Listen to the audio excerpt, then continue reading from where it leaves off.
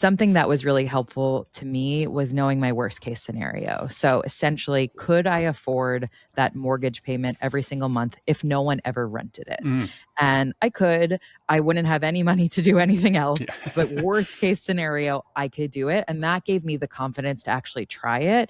And then once you start to have that confidence, all of a sudden you feel a bit better about doing these things. So the first one I actually found on Zillow when we were still in the UK, and through beautiful things like Zillow Photos and Google Maps and the aerial search on Google, I felt like I had a good understanding of what that property was. And there were a few things that I really liked about it. One was it was really close to Bolton Landing, which is the town that we love so much in Lake George. The second was that the driveway I could see on the aerial photo went through trees and meant the house was really set back from the road. So to me, coming from a hospitality experience, hospitality background, that tells me there's like an arrival experience there too, which is something that's important. The house itself is a chalet. So it's not a place that if you were shopping for your primary home, you might be like, that's the perfect one. But for vacation, there's nothing that like screams, I'm away from the everyday more than like driving through the trees to a chalet in the center of the woods. So it had a lot of What those. makes a house a chalet, by the way? I'm I'll very send you a naive here. picture and you'll be like, I know exactly what she means. But kind of like that Swiss architecture where it's the white stucco with the outline in the wood. Got it. And like the peaked roof, you'll see it and you'll go, oh, I know exactly what you mean. So kind of like sounds picture fancy. Like it look. I mean, I think it's like storybook. It feels very storybook and like special. And so I was showing my husband, and he was like, I don't know, we're gonna like buy a house, but we're renting, and there's so much change going on, Katie. We're like the yin and yang of each other. And then and this was right before American Thanksgiving. And I was like, well, if it hasn't sold yet, like no one's going to buy a house before Thanksgiving or by Christmas. Well, of course, it went off the market. They had accepted an offer and I was so heartbroken, but I was like, whatever, too much is going on. It's fine. And about a week before we moved home, it went back on the market. It was a 1031 exchange that had fell through. So literally I think third day we were back in this country, we were touring that house. We were seeing that house before we even were touring apartments to be our primary home. Wow. And the fourth day we made an offer that was accepted. And so it happened really, really quickly, but it was just like that situation of everything kind of falling into place. And the other thing I loved about the house is the original photos of it was not a place that I would choose to stay or I would pay money to stay. It was kind of like old mishmash furniture, a lot of floral bedspreads, dim lighting. Like it just was like had a little bit of an ick factor to me. And I say that with the utmost respect because the former owners are still our neighbors and still like really good friends of ours actually. But I could see right away that like the structure and the architecture of this house had so much potential on its own. If I could just strip away the ugly furniture, paint the walls a fresh white, give it a bit of like design, the house on itself was so special. And that's really what happened. And actually the former owners came over for dinner and they were like, we love what you've done. This is exactly what like we always wanted to do. So that was really great.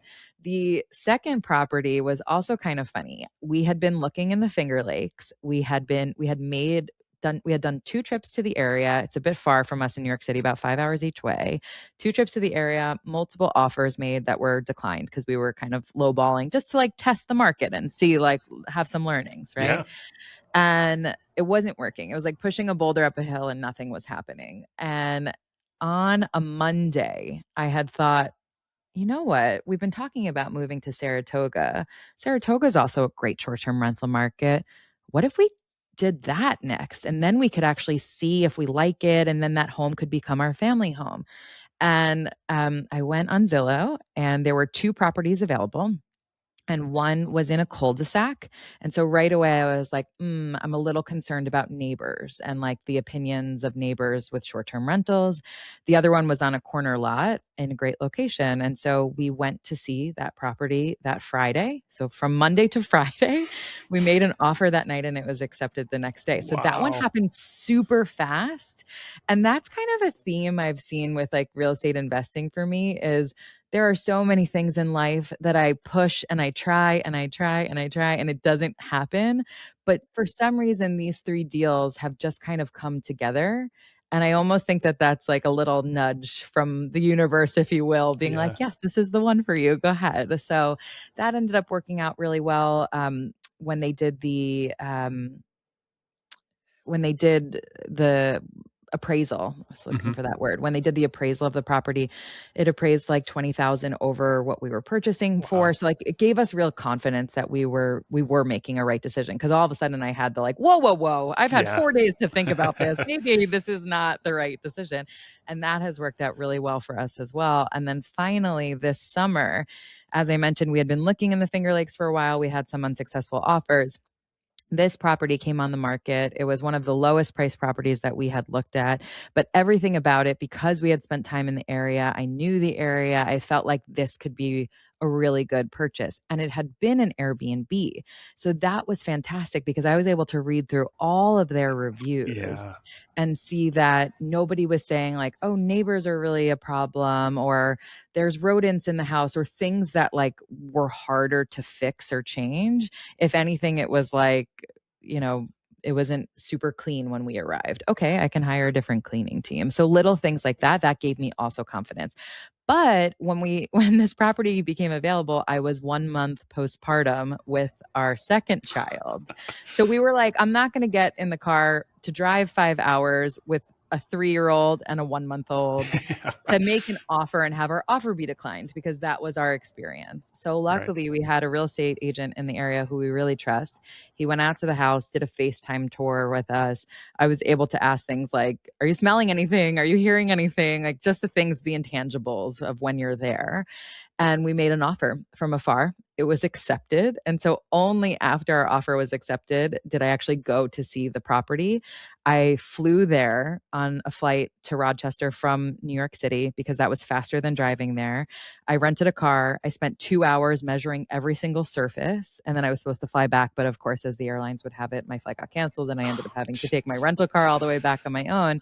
And then we designed the entire home and all the renovations from afar. My in-laws have a very large garage, but the garage is about 3 hours away from the Finger Lakes. But we had everything that we ordered for the house shipped to them to act as our little like receiving center. We organized a moving truck to pick everything up in one go so that it could deliver on a specific date and time, because as you know, closing is always in flux until the last minute. And just luckily, our closing date that our agent had put in the contract happened to be in the middle of a week long vacation to the area that we had already Mm. booked anyway. And so I was like, we're going to hit that closing date no matter what, because we've already driven there 5 hours. We already have a rental. I enlisted my dad and my sister to come and help watch the kids while my husband and I furnished and renovated the entire home in 7 days with a lot of Jeez. outsourced help, thankfully, like painters, tilers, electricians, landscapers, you name it. 7 days, completely looked like a totally Wow. different house. And then about 5 days later, we were live on Airbnb and we had 10 weeks to rent that property before we were winterizing it. And we were booked at like 83% occupancy. Wow. So it was just such a great way to see that, like, taking all those learnings from the first 2 properties, how can we do it more streamlined, faster? Yes, more expensive because we're outsourcing things that we used to do ourselves. Hmm. But the first 2 properties, we spent every weekend for like 3 or 4 months driving upstate 3+ hours, doing all the work ourselves, and then driving back down. And that was with one baby at the time. Now we had 2 babies. Yeah. So this was a bit more of like an approachable way to do it. Yeah. Yeah. That's amazing. Wow. There's so much crossover between some of your story and the way we've done things and stuff, and some of the lessons learned and the way we do things now. We actually bought we built 2 duplexes in Florida that have a Wow. shared pool actually in the back, and there's some economies of scale there. And so we went down there with our three kids last year. Now we have 4 kids, but at the time we had 3 little kids and furnished them all and stuff. And we also enlisted the help of a home stager that could do all the heavy lifting for us, and we Mhm. could kind of give the vision and be there. But it's a lot. A lot goes into it.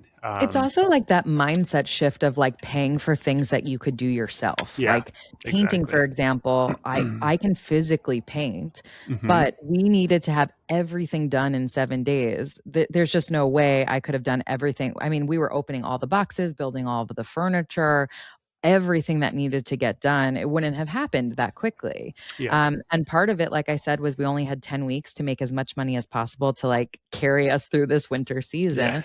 And the other part of it was the 2 young kids and the 5-hour drive. Like, how many times did we wanna be going back and forth? So, getting comfortable with, like, paying to outsource and yes. realizing, like, what you get in return. Like you said, you're flying to Florida. We're flying or driving? Yeah, we drove actually. So Drove. yeah, Okay, through yeah. Indiana. With 3 kids, like, Hmm. you're like, this is worthwhile to pay this stager to do it." Exactly. Yeah.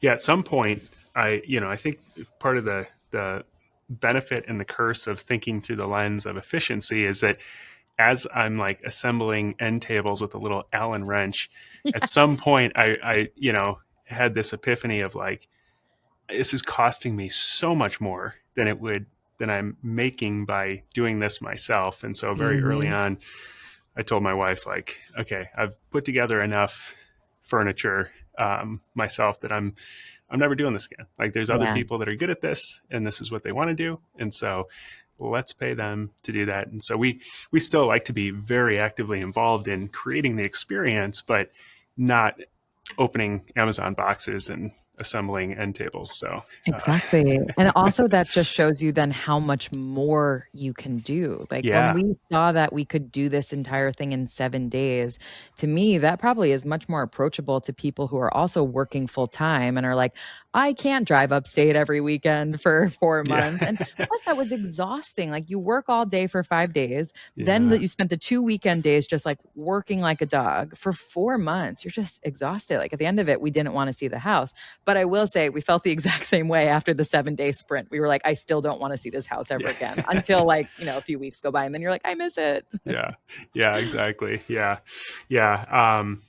One other thing you mentioned too that I wanted to highlight for listeners, that maybe, if they're just getting started, this could potentially come up for them. But when you were buying the Seneca property, you mentioned how, once you got it under contract, it was like, oh, wow, like I didn't have time to process this, or am I doing the right thing? And it's funny. I've done several hundred real estate deals at this point since 2011 when I started, and I still feel that same mixed emotions. Like I typically, it's like, yes, we just got another deal under contract, and then immediately followed up like, what did I miss? Like, what am I? Yeah. Is this a mistake? Like, is there something that could happen here? And I think that's so natural. And so for people who are getting started and are like so hesitant to pull the trigger on their first deal, or like really nervous about it, know that that's just natural. Like you're making a big decision, but as long as you run the numbers first, you know that this aligns with your long-term goals.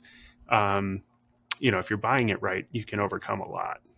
Kirby, I can't tell you how valuable it is for somebody like you to say that. There's another host, Dave of the Bigger Pockets podcast, and similar, like he has done a ton of real estate deals as well. And I heard him once say, like, every single time I make an offer or I'm at the closing table, I still feel nervous.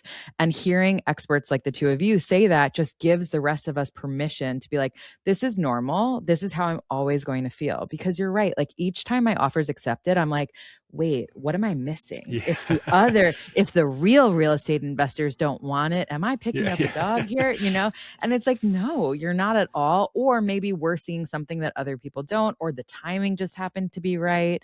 But I just think it's so valuable when you say that. Yeah. Yeah. And I still get a professional inspection on every single one. And, I want to uncover every aspect of the property in advance and do as much due diligence as possible. But yeah, you got to at some point pull the trigger and move forward though too. Yeah. And have the confidence in yourself. Like what I Mhm. think I am good at maybe is not like underwriting or, the kind of numbers thing, even though I do think I'm good at that. But I think my kind of unique superpower, if you will, is coming from that hospitality background.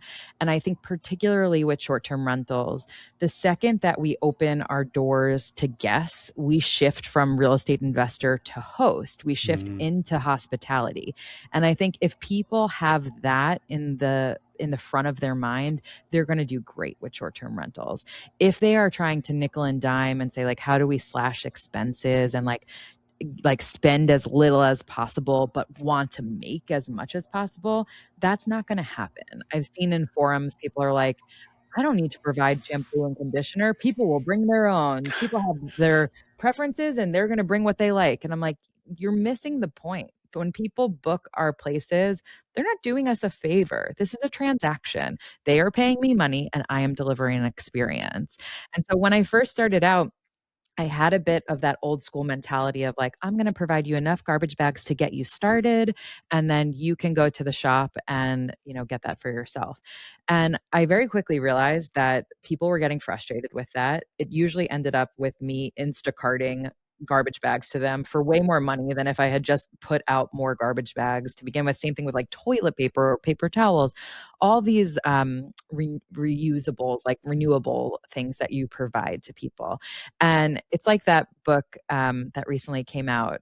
I forget what it's called right now. Hospitality, something about giving people more than they expect. mm, And it's those little things that, like, if you have like 10 extra rolls of toilet paper under the bathroom sink, most likely people are not going to stuff those into their suitcase and take yeah. them home, but they are going to feel a bit of a bigger level of taken care of. And quite frankly, my property in Lake George in the summertime can charge up to like $1,200 a night. It's a big house. It can fit about 10 to 12 people.